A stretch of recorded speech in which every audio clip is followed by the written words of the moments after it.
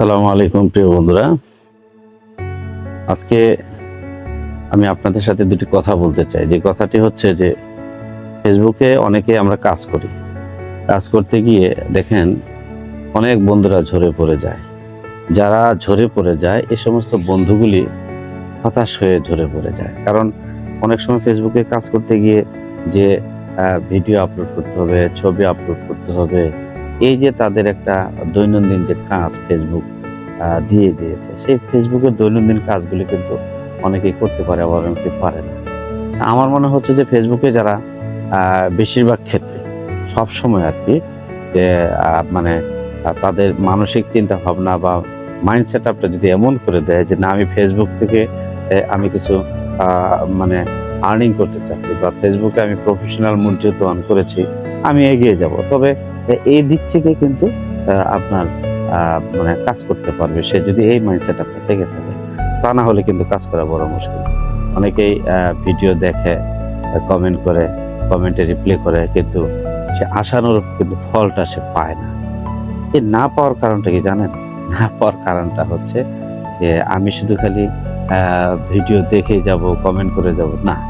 আমাকে কিন্তু ভালো, ভালো কনটেন্ট ক্রিয়েট করে ভালো, ভালো রিলস ভিডিও বলেন, যেটাকে আমরা শর্ট ভিডিও বলি ১৫ সেকেন্ডের বা তার ঊর্ধ্বে ৯০ সেকেন্ডের মধ্যে, ১৫ সেকেন্ড থেকে ৯০ সেকেন্ডের মধ্যে রিলস ভিডিওগুলি আপলোড করতে হয়।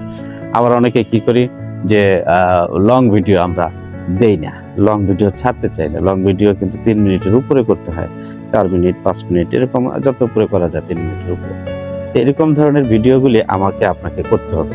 যদি আমি আপনি এই ভিডিওগুলি না করি, লং ভিডিও যদি না করি, তাহলে আমি কিভাবে আর্নিং করব? কন্টেন্ট মনিটাইজেশন সেটআপে তো বলে দেওয়া আছে অন্তত পক্ষে লং ভিডিও আপনাকে প্রতিদিনও যদি আপনি আপলোড না করেন, অন্তত ২ দিনে একটা লং ভিডিও আপনি আপলোড করেন।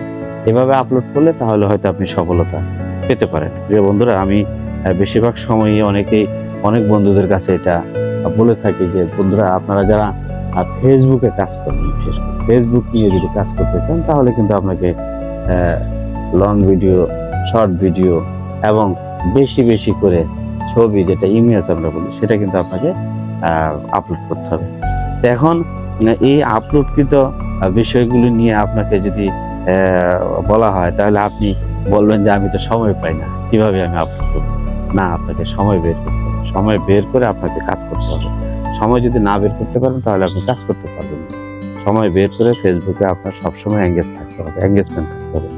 আপনি যদি এঙ্গেজমেন্টটা বাড়াতে চান, তাহলে আমরা যদি এঙ্গেজমেন্ট না বাড়াতে চাই, তাহলে হবে? এঙ্গেজমেন্টটা বাড়াতে হবে। বন্ধুরা, আপনারা সবাই বেশি, বেশি করে ছবি আপলোড করুন, বেশি, বেশি করে শর্ট ভিডিওগুলি আপলোড করুন, লং ভিডিও আপলোড করুন। হ্যাঁ, আবার অনেকেই আছে যে শুধু আপলোড করলেই হবে না। এই আপলোডকৃত কিছু নিয়ম আছে, রেশিও আছে। রেশিওর ভিতরে থেকে আপনাকে আপলোড করতে হবে। যাই হোক, আমি যে বিষয়টি বলতে চাচ্ছি আপনাদেরকে, আপনারা কখনোই মানে কাজ করতে গিয়ে অলসতা করবেন না।